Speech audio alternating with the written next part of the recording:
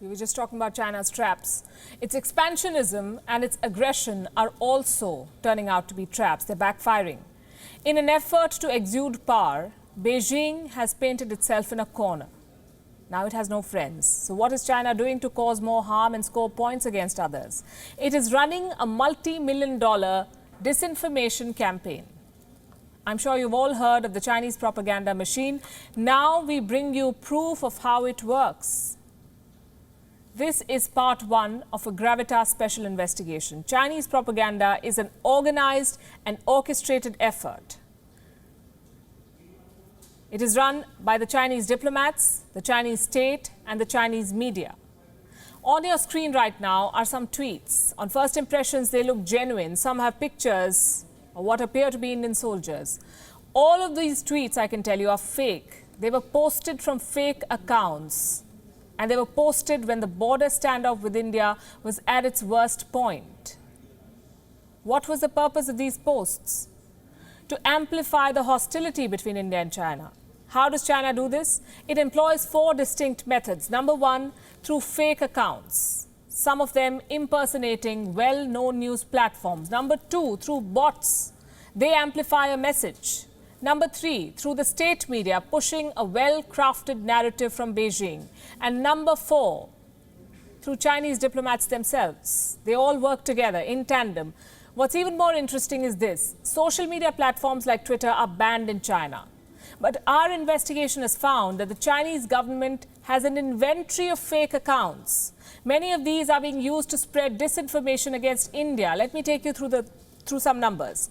Around 5,000 suspected fake Chinese Twitter accounts were repurposed to spread disinformation. They were tweeting about the Wuhan virus and the Hong Kong protests, and then suddenly they switched subjects. They started running disinformation on the border standoff, the situation in Ladakh, and on the boycott calls for Chinese products. Out of these 5,000 suspected fake Chinese accounts, 1,500 were allegedly created in the last 5 months. Another 1,000 came up in the last 12 months. On your screen right now is one such account. It looks similar to the official account of Radio Free Asia. Radio Free Asia is a US government-funded broadcaster, but this one is fake. Another post shows a fake photograph of dead Indian soldiers. The same picture has been shared by multiple accounts. The idea is to show how India suffered at the hands of the Chinese. All of these stories are fake. I mentioned earlier, Chinese diplomats are involved in pushing disinformation against India. Now let me give you proof. Again, some tweets. These are from the Chinese Consul General posted in Karachi. He frequently shares posts from the Global Times. In one instance, he accuses India, and I'm quoting, of provoking conflicts with China after being instigated by the United States. Again, all lies. Next, we have Lin Jing, the Chinese Consul General in Cape Town.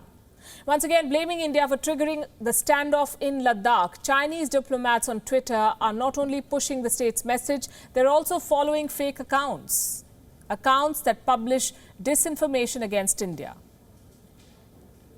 And we found more than 7,000 fake Twitter accounts linked to Chinese diplomats, 7,000 fake accounts linked to Chinese officials. And this list of officials includes Zhao Lijian, the spokesperson of the Chinese Foreign Ministry, better known as the Wolf Warrior-in-Chief.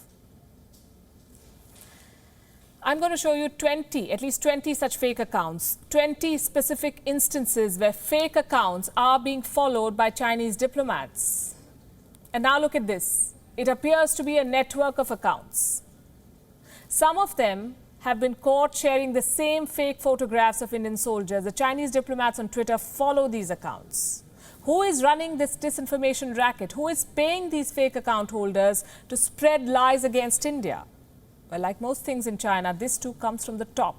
The Wolf Warrior brand of diplomacy, these disinformation campaigns on social media, they're all being run under the direct supervision of Chinese President Xi Jinping. Why do we say this? Well, I'll give you the answer in the second part of our investigation tomorrow, same time, same show.